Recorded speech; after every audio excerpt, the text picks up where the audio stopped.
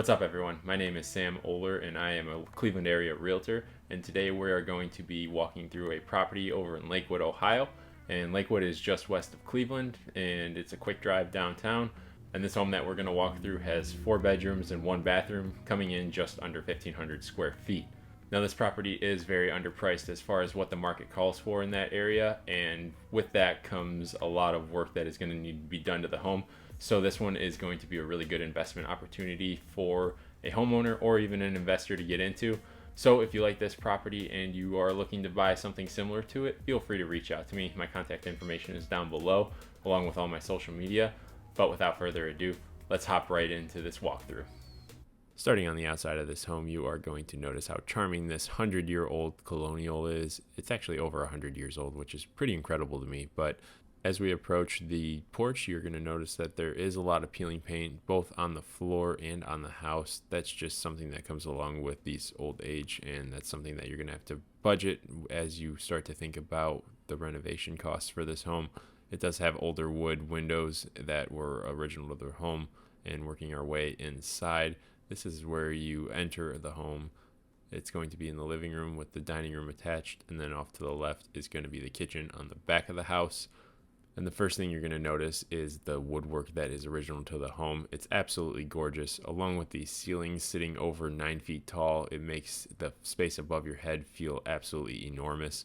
And in the kitchen, you've got some hardwood floors that have seen better days. But the workmanship that was put into these cabinets, they were probably built on site, and they go straight to the ceiling, which allows for no wasted space, which is incredible in my opinion. But you will need a ladder to get to the top shelf, but you can store some stuff that you don't regularly use. Now, this kitchen is a little bit small, so you might want to think about opening up some walls to give it an open concept. But when you start to do that, you are flirting with some structural stability that you need to reinforce. So that starts to get a little bit pricey. As we work our way through the kitchen, you are going to have access to the basement or going upstairs from the living room. Just slightly as I peek into the living room, you're going to be able to see the fireplace behind the couch. Now, that is just decoration, so it's not an actual fireplace that you will be able to use.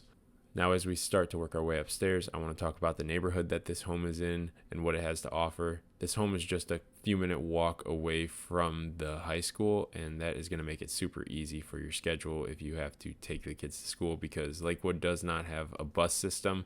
So you're going to either have to take them or they're going to have to walk. Now, another thing that this area has to offer is the amount of restaurants and bars that are located within a walking distance. Now, this part of the greater Cleveland area is one that a lot of people seek because of how walkable it is. So if you do decide to rent this building out after you renovate it, you're not going to have an issue finding a quality tenant because of the amount of people that want to live here. And if you do find yourself working on this home to resell, I can guarantee as long as it's priced right, you're not going to have an issue selling it because of the demographic that you are going to attract who wants to live this lifestyle where they don't really need a car, but they have one if necessary.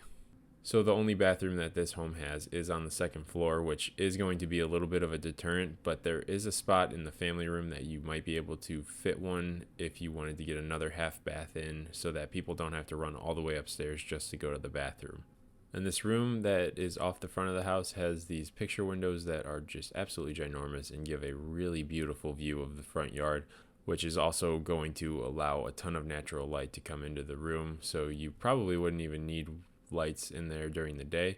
But as we're working our way back through into the hallway, there's this other room that is up here, which is going to be your third bedroom, and it has a built-in shelf, which is kind of interesting as far as that goes. But under these floors there is hardwood, so that is also something to keep in mind as you're walking through this.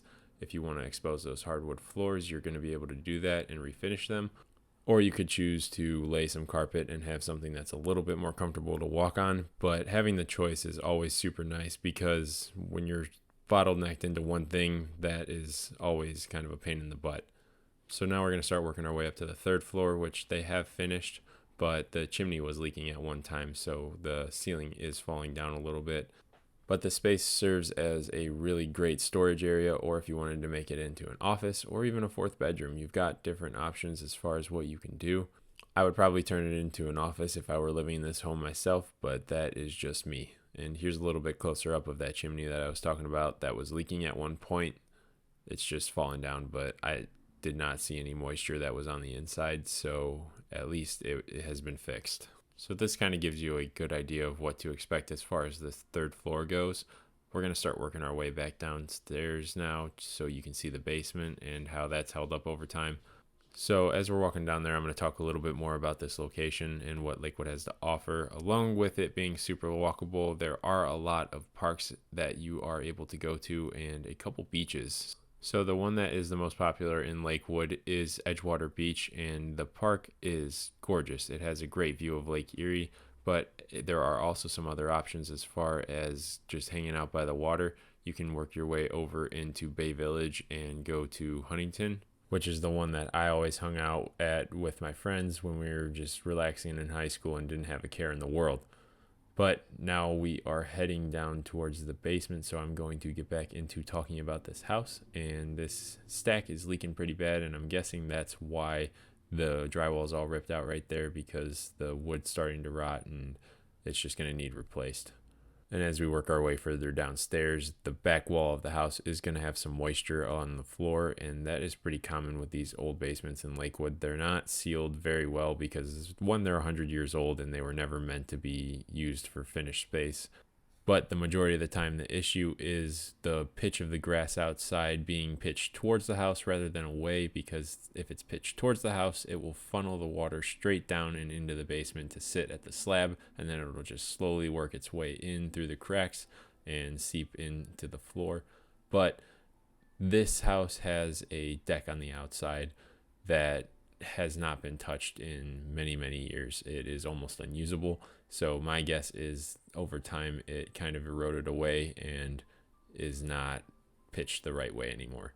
But this house does have a newer hot water tank and a newer furnace, so at least you won't have to do a whole lot with that with regards to plumbing and HVAC. Now, as I was walking around the rest of this basement, I didn't see any issues with water coming in, and it had rained pretty heavily the last few days, so that would have given me a good indicator as far as if there was any further problems. So I'm guessing it's just the pitch of the grade outside. And here's a quick walk around the rest of the perimeter of the basement just so you can see what you're dealing with. If you were to go by this one, you get a quick view of the gas that is coming in from the street, along with the water that is coming in into this dark room that we will be going into in just a second.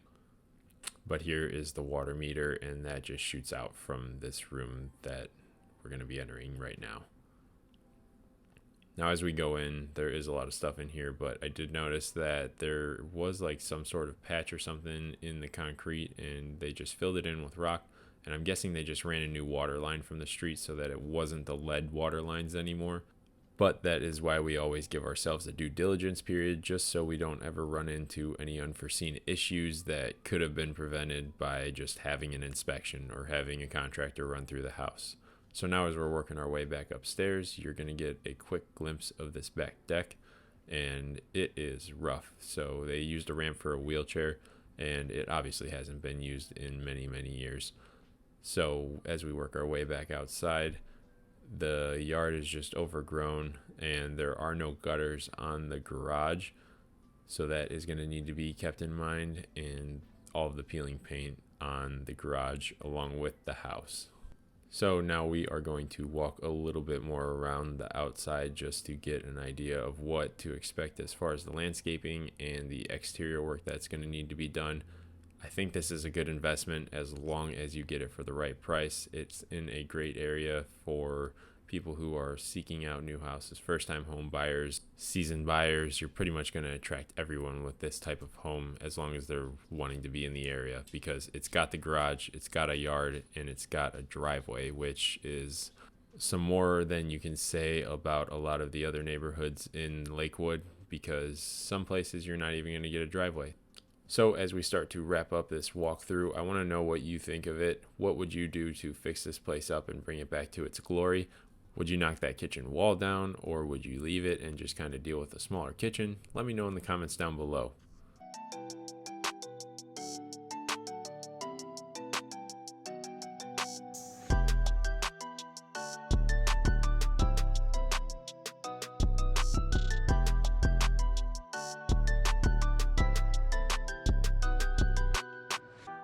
If you made it this far in the video, I want to say thank you. It shows that you might be interested in buying something that might be a fixer-upper, or maybe you want something that is going to be a little bit less work and more turnkey, maybe even a different area. I cover everything around the Cleveland area. So like I said earlier in this video, if you are thinking about jumping into this complicated market, feel free to reach out to me. You can find all my contact information down below along with my social media, or if it makes it easier for you, you can call or text me here. But with that being said, I will catch you in the next video.